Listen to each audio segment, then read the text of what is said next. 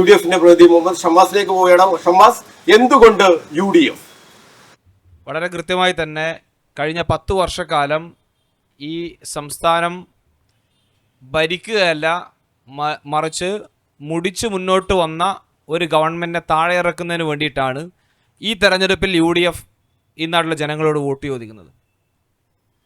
ആളോഹരി കടം ഉൾപ്പെടെ ലക്ഷക്കണക്കിന് രൂപയായി വർദ്ധിച്ച് ഏതാണ്ട് എൻ്റെ മുമ്പിലിരിക്കുന്ന ഈ കണ്ണൂരിലെ സാധാരണക്കാരായ ഓരോ ആളുടെയും കടം 1.25 ലക്ഷമായി മാറിയിരിക്കുന്നു.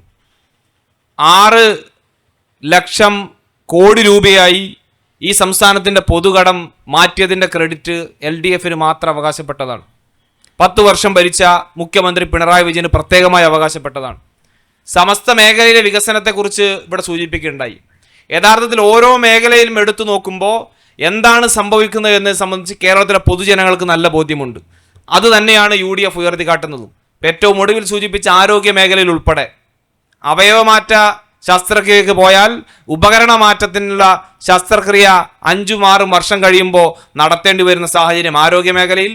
കെട്ടിടങ്ങൾ തകർന്നു വീണ്, ഇവിടെ അമ്പരച്ചുംബികൾ കിഫ്ബി എന്നൊക്കെ പറഞ്ഞ് കോടികളുടെ കെട്ടിടം ഉണ്ടാക്കി എന്നൊക്കെ പറയുമ്പോൾ ആ കെട്ടിടങ്ങൾക്കൊടൊപ്പം ചേർന്ന് നിൽക്കുന്ന പല കെട്ടിടങ്ങളും തകർന്നു വീണ് കോട്ടയത്ത് ഉൾപ്പെടെ ജീവനുകൾ നഷ്ടപ്പെട്ട സാഹചര്യം നിലനിൽക്കുന്നു.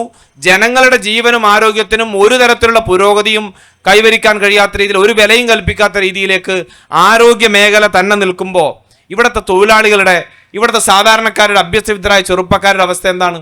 എന്ത് വിദ്യാഭ്യാസം നേടി എന്ന് പറഞ്ഞാലും അവർക്ക് തൊഴിൽ ലഭ്യമാകാത്ത സാഹചര്യം, തൊഴിലവസരങ്ങളില്ല. പിൻവാതിൽ നിയമനങ്ങളുടെ ഘോഷയാത്രക്കപ്പുറത്തേക്ക് കേരളത്തിലെ യുവാക്കളെ സംബന്ധിച്ച് പ്രതീക്ഷ നൽകുന്ന ഒരു തൊഴിലവസരം സൃഷ്ടിക്കാൻ കഴിയുന്ന ഒരു സാഹചര്യവും ഈ സംസ്ഥാനത്തില്ല. ഉമ്മൻചാണ്ടിയുടെ കാലത്ത് കൊണ്ടുവന്ന IT പാർക്കുകളും അതുപോലെ ഇൻഫോ പാർക്ക്, മറ്റ് വിവരസാങ്കേതിക വിദ്യകളുടെ പുരോഗമനത്തിൻ്റെയൊക്കെ സാധ്യതകൾ ഉപയോഗപ്പെടുത്തിക്കൊണ്ട് കൊണ്ടുവന്ന സ്ഥാപനങ്ങൾക്കപ്പുറത്തേക്ക് പുതുതായി എന്തെങ്കിലും ഒന്ന് 10 വർഷം ഭരിച്ചിട്ടുണ്ടെന്ന് ഓർക്കണം.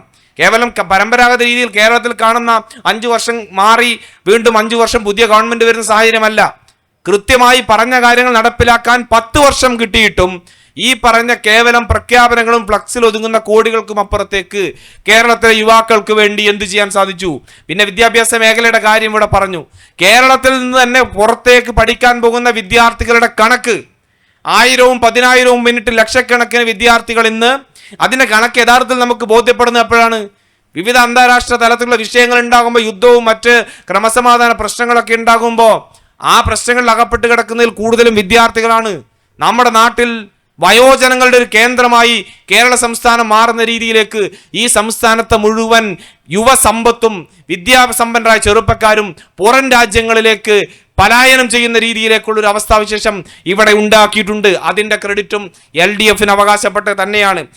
ഈ പറഞ്ഞ കർഷകർ ഉൾപ്പെടെ പ്രതിസന്ധിയിലായി. കണ്ണൂരിൽ തന്നെ ഒരു കർഷകൻ ജീവനെടുക്കുന്ന സാഹചര്യങ്ങൾ ഉണ്ടാകുന്നു. സമസ്ത മേഖലയിലും എങ്ങനെയാണ് ജനങ്ങൾ മുന്നോട്ട് പോകേണ്ടെന്ന് അറിയാത്ത രീതിയിലേക്ക് നികുതികൾ ഏതെങ്കിലും ഒന്ന് വർദ്ധിപ്പിക്കാത്ത ഒരു സാഹചര്യം നമുക്ക് കാണാൻ കഴിയും. മുഴുവൻ കെട്ടിട നികുതി വർദ്ധിപ്പിക്കുകയാണ്, വെള്ളക്കരം, വൈദ്യുതി ചാർജ്, അങ്ങനെ എന്ന് വേണ്ട അടിസ്ഥാനപരമായി ജനങ്ങളെ ബാധിക്കുന്ന മുഴുവൻ വിഷയത്തിലും തുക വർദ്ധിപ്പിച്ച്, നികുതി വർദ്ധിപ്പിച്ച് ഈ സംസ്ഥാനത്തെ ജനങ്ങളെ ബുദ്ധിമുട്ടിച്ച് മുന്നോട്ട് പോകുന്നതിനപ്പുറത്തേക്ക് എന്ത് കാര്യമാണ് ഈ സംസ്ഥാനത്ത് സർക്കാർ നടപ്പിലാക്കുന്നത്? ഇപ്പോൾ തുടക്കത്തിൽ തന്നെ പറഞ്ഞ മറ്റൊരു കാര്യം കൂടി ഉണ്ട്. ദേശീയപാത വികസനം ഉൾപ്പെടെയുള്ള വലിയ വികസനം. ഈ ദേശീയപാത മുഴുവൻ ഇടിഞ്ഞു പൊളിഞ്ഞു വീണപ്പോൾ ഇതിന്റെ അവകാശം ഏറ്റെടുക്കാൻ ആരും കണ്ടില്ല. അന്ന് പറഞ്ഞത് എന്താണ്? ഇത് ഞങ്ങളുടെ പദ്ധതിയല്ല, ഇത് മുഴുവൻ കേന്ദ്രമാണ്, ഇതിന്റെ ആളുകൾ, ഞങ്ങൾക്ക് അതിൽ പ്രത്യേകിച്ച് വലിയ റോളൊന്നും ഇല്ലെന്ന് പറഞ്ഞ മുഖ്യമന്ത്രി ഉൾപ്പെടെയുള്ള ആളുകൾ ഇന്ന് അതേ ദേശീയവാദിയുടെ അവകാശവാദമായിട്ട് വേറൊരു തലത്തിൽ വരുന്നു. ഇങ്ങനെ തരം പോലെ ജനങ്ങളെ വിഡ്ഢികളാക്കുന്ന സമീപനം സ്വീകരിക്കുന്നതിനപ്പുറത്തേക്ക് അന്യായമായ ദൂർത്ത്, ഒരു തരത്തിലും അംഗീകരിക്കാൻ കഴിയാത്ത ഏതെങ്കിലും തരത്തിൽ ഈ പറഞ്ഞ 6 ലക്ഷം കോടിയുടെ കടം കേരളത്തിന് വന്നത് വികസന പ്രവർത്തനങ്ങൾ നടത്തിയിട്ടല്ല. നിങ്ങൾ തന്നെ ഇപ്പൊ കാണും കേരളത്തിൽ അങ്ങോളം ഇങ്ങോളം വച്ചിട്ടുള്ള പരസ്യ ബോർഡുകളുടെ എണ്ണം. ചാനലുകളിലും മറ്റ് സോഷ്യൽ മീഡിയകളിലും ഉൾപ്പെടെ കോടിക്കണക്കിന് രൂപ ചെലവഴിച്ച് ഈ സർക്കാരിന്റെ വികസന നേട്ടങ്ങൾ എന്നുള്ള പേരിൽ നടത്തുന്ന പരസ്യ കോപ്രായത്തിന്, അതിനുവേണ്ടി ചെലവഴിക്കുന്ന പണത്തിന്, ഈ സർക്കാർ നടത്തുന്ന ദൂർത്തിന് അതിനുവേണ്ടിയാണ് ഈ കോടികൾ ചെലവഴിക്കുന്നത്. നിരവധിയായ വിഷയങ്ങൾ ഇപ്പോഴും നിലനിൽക്കുന്നു. ശബരിമലയിലെ അയ്യപ്പന്റെ സ്വർണ്ണക്കൊള്ള ഉൾപ്പെടെ ഏതൊക്കെ രീതിയിൽ അടിച്ചു മാറ്റാൻ കഴിയുമോ, അഴിമതി നടത്താൻ കഴിയുമോ, അതിൽ ബിരുദവും ബിരുദാനന്തര ബിരുദവും ഡോക്ടറേറ്റ് നേടിയിട്ടാണ് പിണറായി വിജയൻ ഉൾപ്പെടെയുള്ള കേരളത്തിലെ മന്ത്രിമാർ മുന്നോട്ട് പോകുന്നത്.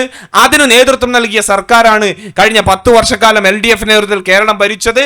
അതിനോരോന്നും ജനങ്ങൾ എണ്ണി ഈ പറഞ്ഞ കൃത്യമായി കണക്ക് ചോദിക്കുന്ന, അത് വോട്ടിലൂടെ മറുപടി പറയുന്ന രീതിയിലേക്ക് കാര്യങ്ങൾ പോകും. അത് മുൻനിർത്തിക്കൊണ്ട് തന്നെയാണ് മുൻകാലങ്ങളിൽ ഉമ്മൻചാണ്ടി ഉൾപ്പെടെയുള്ള കരുത്തരായ ഭരണാധികാരികൾ ഈ സംസ്ഥാനത്തിന് സംഭാവന ചെയ്ത നിരവധിയായ കേരളത്തിൽ അങ്ങോളം ഇങ്ങോളം മെഡിക്കൽ കോളേജുകളും ഈ പറഞ്ഞ വിമാനത്താവളങ്ങളും മറ്റ് വിഴിഞ്ഞം തുറമുഖം ഉൾപ്പെടെയുള്ള അതിന്റെ പ്രവർത്തനങ്ങളെ കുറിച്ചെല്ലാം കേരളത്തിലെ പൊതുസമൂഹത്തിന് നല്ല ബോധ്യമുണ്ട്. ആ ബോധ്യവും ആ ഉറച്ച വിശ്വാസവും തന്നെയാണ് പൊതുജനങ്ങൾക്കിടയിലേക്ക് വോട്ട് ചോദിച്ചുകൊണ്ട് ഐക്യ ജനാധിപത്യ മുന്നണി കടന്നു പോകുന്നത്. ഞങ്ങളെ വിജയിപ്പിക്കണം ഞങ്ങൾ ആവശ്യപ്പെടുന്നത്.